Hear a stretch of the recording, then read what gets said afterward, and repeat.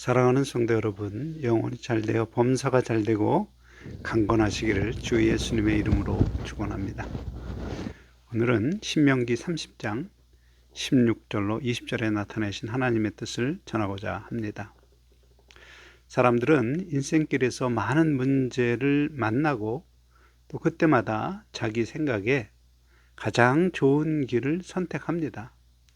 그 선택의 결과 자기의 원대로 일이 진행되면 지혜로운 선택을 한 자기 자신의 덕으로 여기고, 반대로 선택의 결과가 좋지 않으면 그렇게 된 환경을 탓하거나 다른 사람을 탓하고 심지어 하나님을 탓합니다.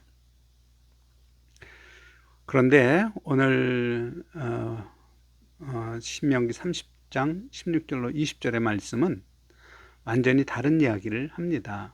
신명기 30장 15절, 보라, 내가 오늘 생명과 복과 사망과 화를 내 앞에 두었나니, 이 말씀은 우리의 인생길에 다른 결과를 가지고 오는 두 가지 선택이 있음을 말합니다. 첫째 선택의 결과는 생명과 복을 누리는 것입니다. 다른 선택의 결과는 사망과 화를 만나게 됩니다. 그리고 이어지는 말씀, 신명기 30장 16절, 곧 내가 오늘 네게 명령하여 네 하나님 여호와를 사랑하고 그 모든 길로 행하며 그의 명령과 규례와 법도를 지키라 하는 것이라. 그리하면 네가 생존하며 번성할 것이고 또 네 하나님 여호와께서 네가 가서 차지할 땅에서 네게 복을 주실 것임이니라. 이 말씀은 생명과 복의 선택이 무엇인지 자세히 설명합니다. 곧 그 선택은 여호와 하나님의 명령을 지키는 것입니다. 좀 더 구체적으로 여호와 하나님을 사랑하고 여호와 하나님이 보이신 길로 행하며 그의 규례와 법도를 지키는 것입니다. 그리하면 생존하고 번성하며 차지하여 사는 땅에서 복을 누리게 된다 말씀합니다. 이어 다른 선택의 결과에 관하여 말씀합니다. 신명기 30장 18절, 내가 오늘 너희에게 선언하노니 너희가 반드시 망할 것이라. 너희가 요단을 건너가서 차지할 땅에서 너희의 날이 길지 못할 것이니라. 곧 생명의 날이 길지 못하고 내가 살 땅을 차지하여도 누릴 기업이 없고 화를 만나는 망하는 선택입니다. 그리고 신명기 30장 17절에 그러나 네가 만일 마음을 돌이켜 듣지 아니하고 유혹을 받아 다른 신에게 절하고 그를 섬기면, 이 말씀이 바로 망하는 선택을 하는 사람이 왜 그런 선택을 하는지 그 이유와 과정을 보여줍니다. 첫 과정은 마음을 돌이켜 하나님 말씀을 듣지 않는 것입니다. 그 결과로 다른 신을 섬김으로 망하게 됩니다. 그런데 매우 중요한 것이 있습니다. 곧 다른 신을 섬기는 선택을 하기 전 누군가의 유혹이 있음 또한 보여줍니다. 다시 순서를 정리하면 망하는 선택을 하게 되는 과정은 원래 하나님의 말씀을 듣고 지켜 행하기로 결심하고 그 결심대로 지키던 사람이 그 마음을 돌이켜 하나님 말씀을 듣지 않는 것이 첫째 단계이고, 그러면 유혹이 찾아오고 그 유혹을 마음에 받은 결과로 다른 신을 섬기게 되고 다른 신을 섬김으로 망한다는 사실입니다. 그러므로 다른 신을 섬기면 하나님이 진노하셔서 그 벌로 사망과 화를 만나게 하신 것이 아닙니다. 요한복음 10장 10절 도둑이 오는 것은 도둑질하고 죽이고 멸망시키려는 것뿐이요 내가 온 것은 양으로 생명을 얻게 하고 더 풍성히 얻게 하려는 것이라. 이 말씀은 유혹하는 자, 그 사탄이 와서 유혹하는 목적을 보여줍니다. 곧 하나님이 내게 주시려 예비한 복을 도둑질하고 하나님을 사랑하는 내 생명을 죽이고 그 결과로 화의 선택을 하여 지옥에 멸망하도록 하는 것입니다. 그러므로 복받은 인생이나 저주받은 인생이 되는 것은 하나님께서 결정하신 것이 아니라 성도 자신의 선택에 의한 것임을 분명히 이해하셨을 것입니다. 그리고 그런 선택을 하는 과정에 우리가 온전한 성도로 성장하지 못하고 망하게 하려는 의도로 유혹하는 사탄의 유혹도 있음을 이해하셨을 것입니다. 하지만 하나님은 신명기 30장 19절에 내가 오늘 하늘과 땅을 불러 너희에게 증거를 삼노라. 내가 생명과 사망과 복과 저주를 네 앞에 두었은즉 너와 네 자손이 살기 위하여 생명을 택하고 사탄의 유혹에도 불구하고 너와 네 자손을 위하여 생명과 복을 누리는 바른 선택을 하라 말씀하십니다. 그리고 이어진 신명기 30장 20절 네 하나님 여호와를 사랑하고 그의 말씀을 청종하며 또 그를 의지하라. 그는 내 생명이시요 내 장수시니 여호와께서 네 조상 아브라함과 이삭과 야곱에게 주리라고 맹세하신 땅에 네가 거주하리라. 이 말씀에서 생명과 복의 선택은 하나님을 사랑하고 청종하며 의지하는 것임을 알려주십니다. 사실 하나님을 사랑하고 그의 말씀을 청종하고 그를 의지하라는 이 말씀은 성경 전체에 흐르는 하나님의 선하신 뜻, 곧 우리가 이 세상에서 축복을 누리고 죽음 이후의 심판 때 빛의 왕국에서 기업을 받게 하시려는 하나님의 선하신 뜻이 담긴 권면의 말씀입니다. 사랑하는 성도 여러분, 에스겔 18장 23절 말씀, 주 여호와의 말씀이니라. 내가 어찌 악인이 죽는 것을 조금인들 기뻐하랴. 그가 돌이켜 그 길에서 떠나 사는 것을 어찌 기뻐하지 아니하겠느냐. 이 말씀에 하나님의 마음이 나타납니다. 하나님은 악인이라도 화를 당하는 것을 원치 않고 돌이켜 복된 인생이 되기를 기뻐하십니다. 그러므로 환경이 어려울 때 마치 나에게 고난만 주는 강팍한 하나님으로 생각한다면 그것은 오해입니다. 나의 고난은 내가 하나님의 말씀을 청종하지 않고 마귀의 유혹을 마음에 받아 욕심을 따라 육체와 마음이 원하는 것을 하려는 죄의 종으로 살기 때문입니다. 그리고 출애굽기 34장 7절 인자를 천대까지 베풀며 악과 과실과 죄를 용서하리라. 그러나 벌을 면제하지는 아니하고 아버지의 악행을 자손 3, 4대까지 보응하리라. 이 말씀에서 내가 생명과 복의 선택을 하면 하나님은 천대에 이르기까지 용서하시지만 나의 잘못된 선택은 나만이 아니라 내 후손 3, 4대까지 영향을 준다는 사실을 알 수 있습니다. 모세 때 기록된 신명기의 이 말씀대로 하나님의 명령을 듣지 않으므로 유혹을 받아 다른 신을 섬김으로 그 생명이 자살로 끝난 사람이 있습니다. 바로 사울 왕입니다. 그는 하나님을 사랑하고 경외하는 청년이었습니다. 하나님은 사무엘 선지자로 그에게 기름을 부어 이스라엘의 초대 왕으로 삼으셨습니다. 그가 이방인과 싸울 때 하나님이 도우심으로 그는 많은 전투에서 승리하게 됩니다.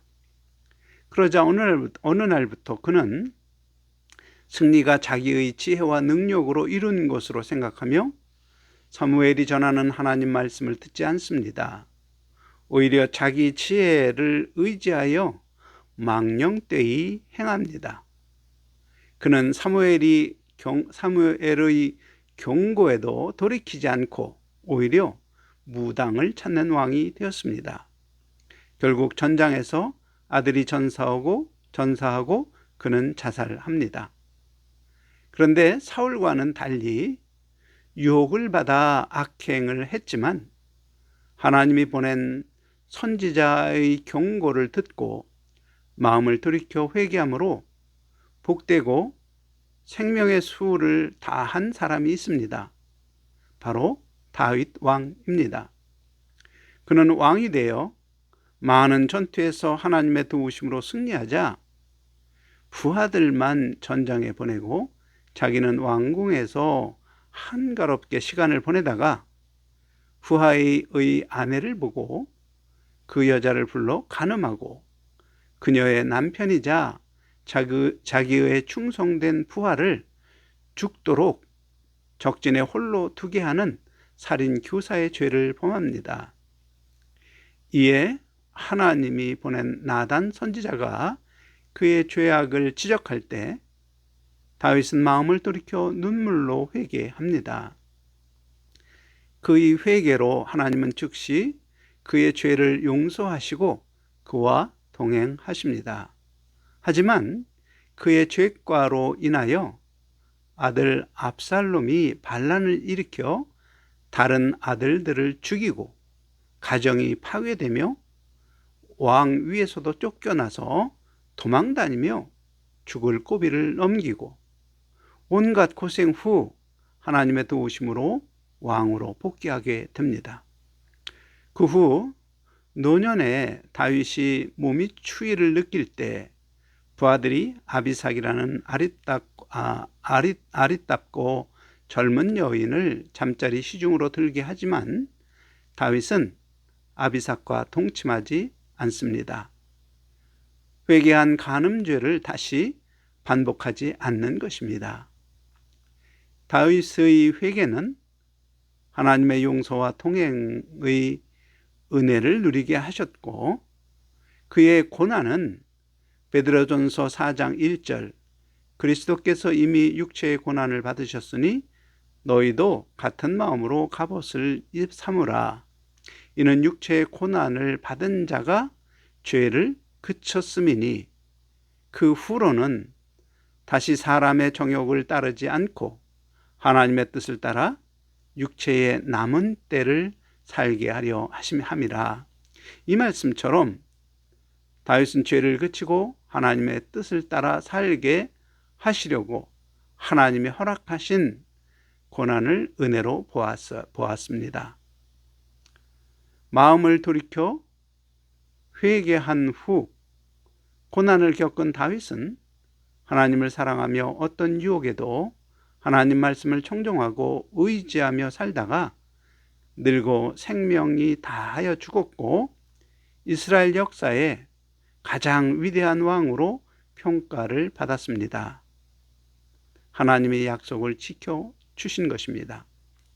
사랑하는 성도 여러분, 오늘 우리는 우리와 우리 후손이 살아갈 대한민국의 운명에 역사적으로 중요한 선택을 해야 하는 순간이 다가오고 있습니다. 어떤 사람을 대한민국의 대통령으로 선출할 것인가? 이 선택에 있어서 우리는 반드시 천대에 이르기까지 하나님의 은혜를 누리는 올바른 선택을 해야 합니다. 그 방법으로 지난주는 욕심을 따라 육체와 마음이 원하는 것을 하려는 죄의 종인지, 하나님의 뜻을 따라 연약한 자를 존중하는 의의 종인지 분별하여야 한다고 말씀드렸습니다. 그리고 죄의 종을 분별하는 방법은 그가 모든 악의 근원인 돈을 사랑하는 사람인지 확인하는 것입니다. 만일 그의 삶이 부패의 악취가 나면 그 사람은 틀림없이 돈을 사랑하는 사람입니다. 그런 사람이 지도자가 되면 나라의 모든 이권은 부패로 연결되는 돈이 됩니다. 누가 청렴한 의의 종인지 확인하고 그를 선택하면 그가 하는 이권 사업은 약자의 복지가 됩니다. 오늘은 하나님의 법도와 규례를 기준으로 어떤 사람을 지도자로 선출해야 하는지 생각해 보겠습니다. 후보자들의 많은 공약이 있지만 그 중에 동성애 차별금지법에 관한 내용을 보겠습니다. 찬성하는 후보가 표면적으로 내세우는 것은 소수자의 인권을 보호하는 인권 존중입니다. 소수자와 인권이라는 좋은 이미지를 차별 금지와 연결하여 법으로 만들려 합니다. 사랑하는 성도 여러분, 무엇이든지 판단하려면 먼저 그 내용을 정확하게 알아야 합니다. 한마디로 법으로 동성애를 정상으로 인정하는 것입니다. 차별이란 구분하거나 제한하거나 배제하거나 불리하게 대우하는 것을 의미합니다. 동성애자들은 정상이니 구분하지 말고 제한하지 말고 배제하거나 불리하게 대우하지 말라는 것입니다. 표면적으로 큰 문제가 없고 오히려 소수자의 인권을 보호하는 옳은 것 같은 생각이 듭니다. 그런데 내용상 큰 문제가 있습니다. 동성애에 대하여 잘못된 것이라고 말하거나 가르치면 처벌을 받게 됩니다. 동성애 차별금지법이 통과된 나라에 실제 일어난 일을 보면 동성애 차별금지법이 제정될 때 우리나라에서도 어떤 일이 일어날 것인지 상상할 수 있습니다. 동성애 차별금지법이 제정된 미국 매사추세츠 주는 게이 레즈비언의 날이 지정되어서 전교생이 성교육 시간에 학문 성교를 교육합니다. 그런 교육에 반대한 초등생의 아버지가 감옥에 갔습니다. 사실 전교조가 장악한 우리나라의 성교육은 이미 충격적입니다. 그것에 더하여 여러분의 어린 자녀가 남자와 남자의 성적 결합을 정상적인 사랑의 행위로 교육받는 것에 여러분 찬성하십니까? 또 캘리포니아주는 미성년자의 동성애 성향치료를 법으로 금지합니다. 부모는 물론 청소년 당사자가 스스로 치료를 받으려고 해도 받을 수 없도록 금지해 놓았습니다. 한마디로 정상인데 치료할 이유가 없다는 것입니다. 하나님은 레위기 20장 13절 누구든지 여인과 동침하듯 남자와 동침하면 둘 다 가증한 일을 행함인즉 반드시 죽일지니 자기의 피가 자기에게로 돌아가리라 말씀하셨습니다. 곧 죽이라 하실 만큼 악한 행위로 규정하시며 더구나 그 책임이 본인에게 돌아간다고 하셨습니다. 그러므로 동성애 차별금지법을 제정하겠다고 공약한 사람은 하나님께서 정상을 비정상으로 여기는 불의한 분으로 생각하는 것이고, 성경은 불법 서적으로 여기는 사람입니다. 하나님은 한 남자와 한 여자가 만나서 일부일처로 한 몸을 이루며 평생 함께 사는 두 사람을 부부라 하셨습니다. 그런데 실제 동성애 커플은 한 남자와 한 남자가 함께 평생 살아가는 것이 아닙니다. 통계상 적어도 평생에 100명 이상의 성적 파트너를 바꾸어가며 살아갑니다. 그런 문란한 성생활은 에이즈의 원인이 됩니다. 미국 질병관리본부 치료에 따르면 에이즈 신규 환자의 90%가 동성애자들입니다. 동성애자의 70%가 에이즈 환자입니다.